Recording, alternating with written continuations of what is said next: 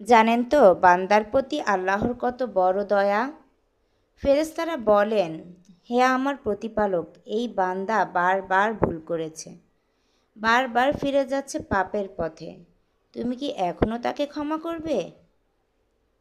আল্লাহ বলেন, হ্যাঁ, সে আমার বান্দা। যখন সে চোখের জল ফেলে আমি তাকে আমার রহমতের চাদরে মুড়িয়ে দেই। যখন সে বলে, ইয়া আল্লাহ, আমি আবার ফিরে এলাম, আমি বলি, ওগো আমার ফেরেশতা, দেখো কেমন করে সে আমার দিকে ছুটে আসে। ফেরেশতা জিজ্ঞেস করে, কিন্তু ইয়া রাব, সে তো প্রতিবারই প্রতিজ্ঞা ভাঙে।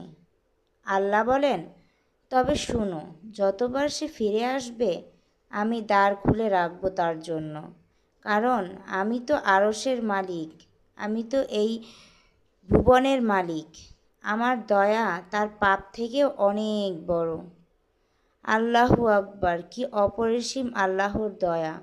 আসলে আল্লাহ আমাদেরকে সব সময় দয়া করেন, কিন্তু আসলে আমরাই মানুষরা আল্লাহর দয়া পেয়েও আল্লাহকে ভুলে যাই, আল্লাহকে স্মরণ করি না, আল্লাহকে ভালোবাসি না।